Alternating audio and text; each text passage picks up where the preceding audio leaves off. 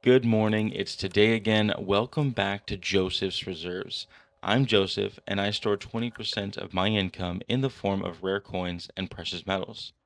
Most stacking beginners think that stacking silver can be complicated. There are different coins, different purities, different prices, and it feels like you need to understand all of it before you even buy your first ounce. But the truth is, it's not nearly as complicated as it looks.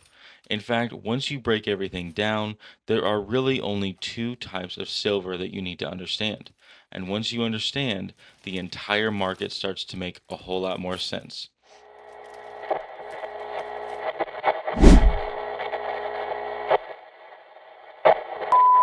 Congratulations to Walk and Watch for being the first comment on my video yesterday. You can probably find him down below to start a conversation. So today we're going to go all the way back to the basics. I feel like my last few videos have been in this intermediate range, and I want to be talking to the beginners or possibly people who have somewhat lost sight in what the beginners to stacking is. So if you're brand new to stacking, even if you've been stacking for a while, you might feel overwhelmed by all the different options out there. This video is for you. What we're going to be talking about today is breaking silver down into the two main categories: pure silver and non pure silver. Then we're going to walk through what actually matters inside each of these categories and what you should focus on first and safely ignore for now. But by the end of this, you'll have a clear path forward and you won't feel like you need to learn everything before you even get started. So let's take a look at the huge big picture here because this is where everything becomes a lot easier. Every piece of silver you come across is going to be a part of these two categories, either pure or non pure, and that's it.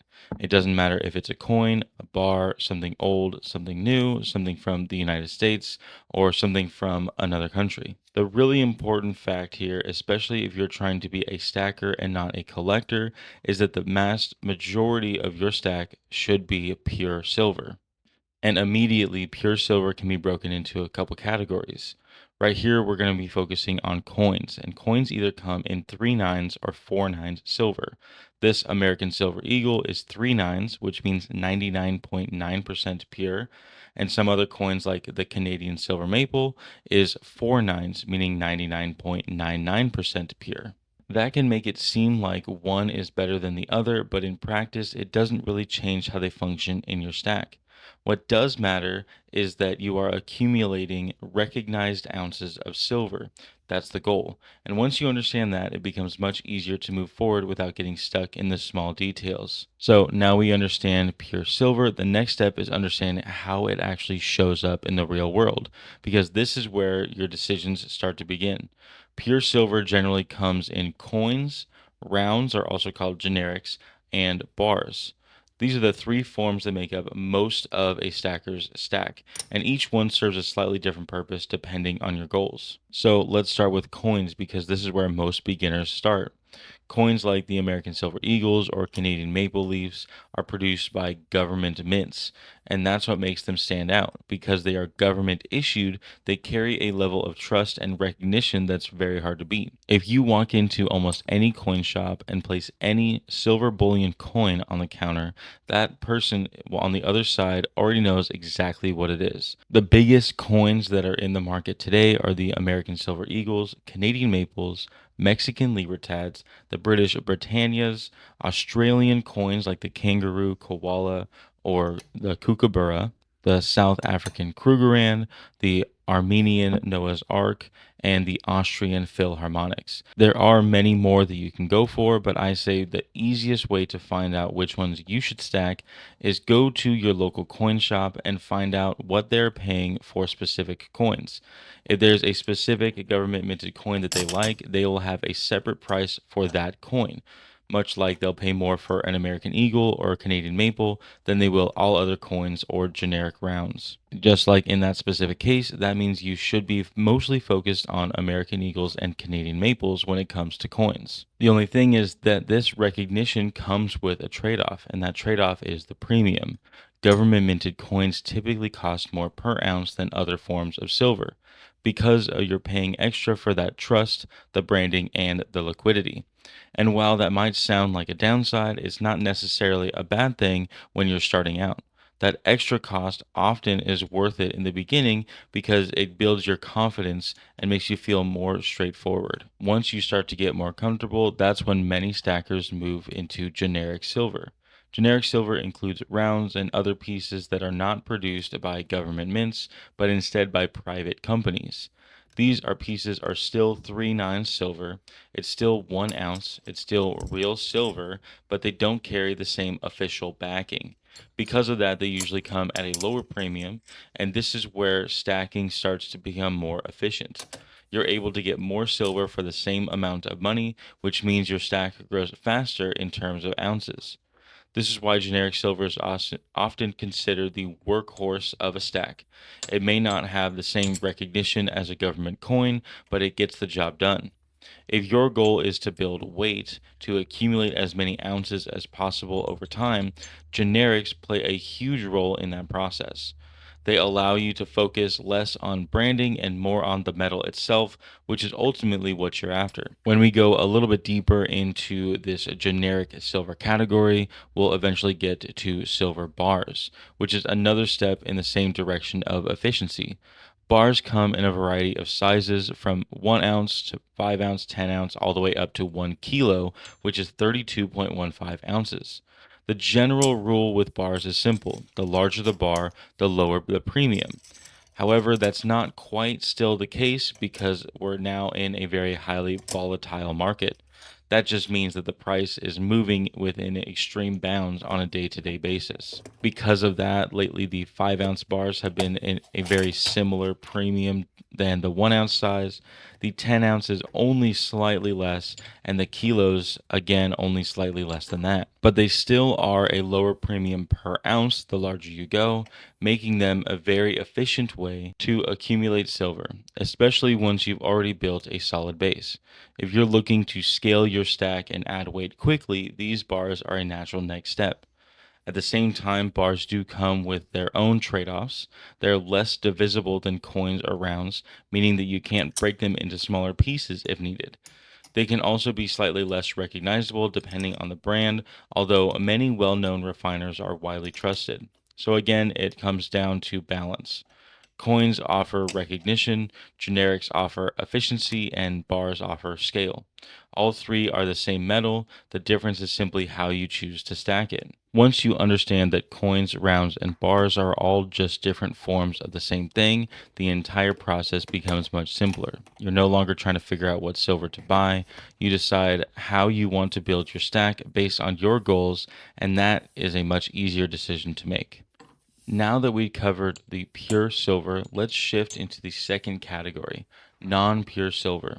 This includes things like junk silver, numismatic coins, and world silver. These are all still valuable and they all have a place in a broader metal space, but they serve a different role. This is not where most beginners should focus. Instead, this is where you should expand once you already have a solid understanding of pure silver. Junk silver is usually the first type of non pure silver that people encounter. This refers to US coins minted before 1965, which are made of 90% silver. This includes dimes, quarters, and half dollars, and they're called junk not because they're worthless, but because they don't carry any collector premium. Their value is entirely based on the silver content.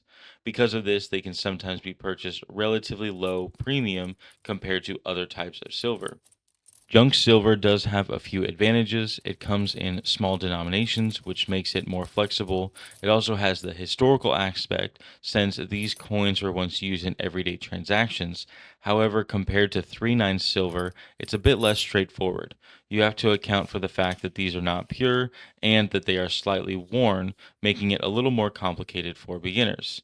That's why often it's better to treat junk silver as an addition to your stack rather than a foundation. And just above junk silver, now we have some numismatic coins. Numismatic coins are valued not just for the silver content, but also for their rarity and condition and historical significance. Coins like these, like the Morgan dollars, are a perfect example. They're still silver and they carry a small premium because of the history and along with their popularity among collectors. Be very careful with these numismatic coins, especially the ones that are very slightly numismatic. This Morgan dollar is a perfect example of a common date Morgan dollar that is in a really good condition. The value of a numismatic coin is not just tied to the price of silver, it's influenced by things like mintage numbers, demand, and condition. That means that there's a potential for higher returns, but it also means that there's a risk if you don't know what you're doing. For that reason, numismatics are better suited for the more experienced stackers who have already built a strong foundation. Here I have a better example of a true numismatic coin. This is an 8 reales from 1737. This is a very well beloved coin because this was actually the foundation for the US dollar. This coin circulated all over the world, was sought out for by pirates, and is still today a beloved piece of anyone's collection. Here I have an 1884 Carson City Morgan dollar, and all of the Carson City Morgan dollars have a very low mintage and were held in bank vaults and are in extremely good condition. So this is another example of a very numismatic coin. If I had to make it simple, I would say that a coin that is more so separated from spot price has more numismatic value and is not in threat of the silver price taking over that numismatic value. So basically, the more expensive the coin is, the better. However, because you're paying so much more than the silver value, be careful and really know why it demands that premium. And finally, we have world silver or world junk silver, which just includes the coins from all the countries around the world. These coins come in a wide variety of purities, from the lowest being 10% silver all the way up to sterling silver 92.5% and beyond in some cases. Depending on the country and the time period, world silver adds an extreme diversity to the stack and can be a lot of fun to explore, especially if you're interested in history or different monetary systems. However, like numismatics, it's not essential for beginners. It's something you can explore later once you're comfortable with the basics. When you step back and look at everything together, there's a clear structure that emerges. At the base of your stack is should be pure silver, coins, rounds, and bars. This is where you build consistently, where you accumulate ounces, and where you keep things very simple. Above that, you can add junk silver for the flexibility and the smaller denominations. And beyond that, you can explore the numismatics and the world silver as you gain a little bit more experience and confidence. This progression is important because it keeps you away from getting overwhelmed. Instead of trying to learn everything at once, you can focus on what really matters right now. You can build a strong foundation first and then expand over time. That's how long term stackers approach this, whether they recognize it or not. If you would like me to go farther into my collection of world coins that I have here, I'd be more than happy to build an entire video or video series talking about the different kinds of world coins one can collect. The keyword there is collect. At this point, getting all the different world coins becomes collecting, not quite stacking anymore. Although they do have significant amounts of silver and it does add up quick, these are quite difficult to sell, so it becomes an entire different monster in and of itself. The key takeaway here for beginners to stacking is that you should focus on the pure silver, the coins, rounds, and bars. And while the history of these world coins, the numismatic coins, and the junk silver can be quite exciting and fun to learn about, it is very different than stacking silver. So if your goal is to have weight for a savings account or an emergency fund or like an investment, then what you want to stick to is the pure silver. I just made my own line of coffee. Joseph's Reserves It's Today Again coffee. Most mornings aren't dramatic. They're quiet. You wake up, pour yourself a cup, and now you have a choice. Drift through the day or take hold of what's in front of you. That's really what this whole thing's about. Showing up, building good habits, staying disciplined in the small things.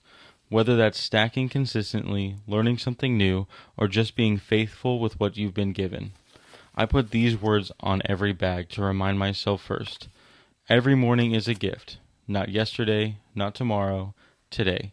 So take a breath, take a sip, and let's get to work. It's today again. You can now write me at Joseph's Reserves, 10160 Highway 242, Suite 800, number 401 in Conroe, Texas, zip code 77385. Make sure to include your information so I can write you back. If you like today's video, be sure to go down and hit the thumbs up button. Go down into the comment section for any questions, comments, or to start a conversation with someone. Share the video to someone you may know that likes this type of content, and subscribe if you haven't already. But most of all, thank you so much for watching. And just remember, every ounce adds up. So no matter how small, just keep stacking.